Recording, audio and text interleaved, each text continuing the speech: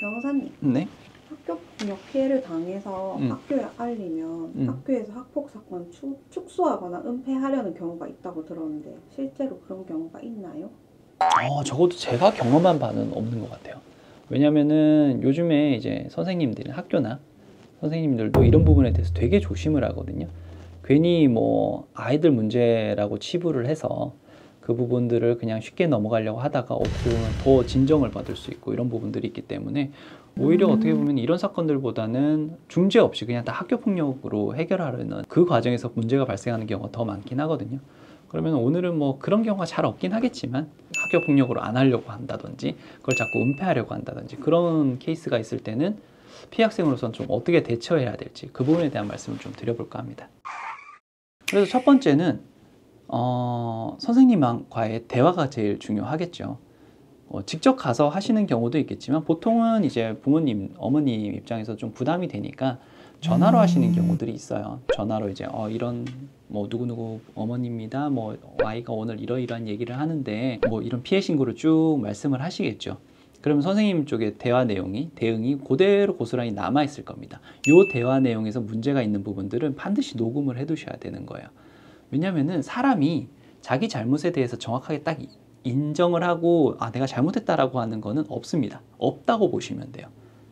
그래서 항상 저는 그런 말 한 적이 없습니다. 또는 그런 취지로 말한 적이 아닙니다. 라고 하면서 발뺌을 하게 되거든요. 그렇기 때문에 웬만하면은 녹음을 하셔가지고 당시 상황이 고스란히 좀 현출될 수 있도록 그런 준비를 하셔야 돼요. 그 다음에 또 뭐 담임을 떠나서 교장이나 교감이나 그렇게 좀 찾아가서 얘기를 하시는 경우들도 있거든요. 그런 경우에는 녹음을 하는 게 가장 좋긴 하겠지만 그렇지 못한 상황도 있을 수 있잖아요. 그러면은 내 우군과 좀 같이 가시는 게 좋습니다. 내 우군이라는 게 뭐 단순히 나만 가게 되면은 다수 대 1이 되잖아요. 다수가 아니라고 하고 나만 맞다라고 하면은 그건 좀 신빙성이 떨어져 버릴 수가 있어요. 내가 너무 억울한 상황이 발생할 수 있기 때문에 그런 경우에는 나와 함께 해줄 수 있는 누군가와 함께 가는 것이 더 좋습니다. 예전에 그런 사건이 있었던 것 같은데 이 대처가 제대로 안 되다 보니까 학교에다가 무슨 공문 대용 증명을 보내버리신 분도 있으세요. 뭐 어떻게 해야 되냐라고 상담을 오신 분들도 있는데 그런 내용들도 뭐 차근히 보관을 해두시면 좋긴 하겠지만 개인적으로 이건 제가 추천드리는 방법은 아닙니다. 그리고 이제 상담 관련해 가지고 평소 그런 대화 내용들도 기록을 확보를 해두시는 게 좋아요. 그게 나중에 찾다 보면은 자료가 없어요. 그렇기 때문에 어떤 센터나 이런 데를 이용하시는 경우들이 있죠. 그런 경우들이 있다 보면은 그거는 꼼꼼히 좀 기록을 해두시고 소견서도 잘 받아두시고 그렇게 하실 필요가 있습니다.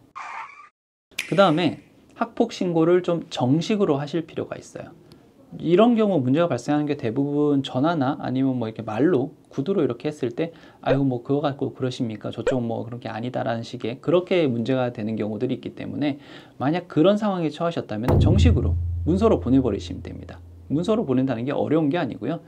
구체국 가셔가지고 그걸로 우편으로 보내시라는 겁니다. 정식으로 접수를 했다라는 증거를 남기시라는 거죠. 그렇게 되면 학교에서도 그것을 뭐 접수를 안 한다거나 그렇게 할 수가 없는 부분들이에요. 요거는 형사사건에서도 가끔 그런 경우들이 있는데 정식으로 우편 접수를 하게 되면은 그것을 더 이상 무마하기는 어려워집니다. 그렇게 해도 안 되면 어떡해요? 그렇게 해도 이게 접수를 안 받아주고 무마하려고 한다고? 그러면은 교육지원청 쪽에 제대로 말을 할 수밖에 없어요. 그 당시 정황 앞서 있었던 것들이 있죠. 우리 신고 내역, 정황 증거들을 가지고 교육청 지원청 쪽에다가 바로 해버리면 그거는 학교 손을 이미 떠나버린 겁니다. 학교를 통제하는 상급기관이기 때문에 교육지원청의 지시까지 거부할 수 있는 것은 없다고 보시면 돼요. 그게 처리는 뭐 된다고 하더라도 사람이 억울할 수 있잖아. 그러면은 뭐 국가인권이나 이런 데 진정을 하시는 경우도 있어요. 그게 뭐 어떤 강제력이 있는 것들은 아니긴 한데 거기서 어떤 뭐 결정들이 나오는 것들이 우리한테 정말 유리하거든요. 그래서 만약 그런 식의 대응도 뭐 하실 수 있다면 하시면 됩니다. 그다음에 또 하나 좀 유의를 하셔야 될 게 만약 그렇게 막 접수는 받아주는 것처럼 하다가 합의하시죠라고 하면서 합의서를 좀 쓰는 경우들이 있어요. 그때는 조금 조심을 하셔야 되는 부분이고, 왜냐면 내가 내 서명이 들어가는 합의서는 나중에 나에게 어떻게 돌아올지 모르는 거야. 지금 당장 이 사건은 뭐 해결이 될 수 있겠지만 그 이후에 내가 문제가 발생할 수도 있는 것들이기 때문에 합의서 작성하실 때는 조금 유의를 해두시는 게 좋습니다. 변호사님, 네. 근데 절차 없이 합의하시고 나중에 후회하면서 찾아오신 분들도 있으시죠? 지금 대표적으로 생각나는 경우가 학교에서 합의서를 쓰셨어. 뭐 이렇게 학교 폭력으로 인해서 이번 사건에 대해서 원만히 해결했고 뭐 더 이상 하지 않는다라고 하면서 끝냈어. 끝냈는데 저쪽에서 학폭을 신고를 한 거예요. 그 당시 같이 있었던 일에 대해서. 그럼 나는 끝났잖아. 근데 저쪽에서는 신고를 할 수 있는 거예요. 그럼 내 손발은 이미 묶여버린 거예요. 왜? 합의서 문구를 잘못 썼기 때문에. 합의서에는 그렇게 보통 됐을 때는 쌍방이 이 일과 관련된 일체의 행동들에 대해서 포기를 해야 돼. 근데 그런 문구나 이런 것들을 넣어야 되는데 일반인은 생각할 수가 없죠. 지금 이 것만 생각을 하는 거예요. 그래가지고 이제 어떻게 해야 되냐고 오시는 분들이 가끔 있어요. 그러면은 상황이 뭐냐? 내가 피해를 입었는데 내가 가해 학생이 되어버리는 그런 상황들이 발생할 수 있어요. 그래서 합의서는 꼭 좀 전문가 도움을 받아서 서명을 하시길 바랍니다. 그래서 오늘은 학교폭력 신고를 하려고 하는데 학교 측의 대응이 미온적이다. 아니면 어떤 좀 더 적극적으로 이걸 은폐하려고 한다. 그런 상황이 발생했을 때 피해 학생 쪽이나 부모님이 어떻게 대응해야 되는지에 대해서 조금 생각을 해봤어요. 그래서 그런 경우가 잘 없을 거예요. 요즘에는 워낙 시스템도 잘 돼 있고 하다 보니까.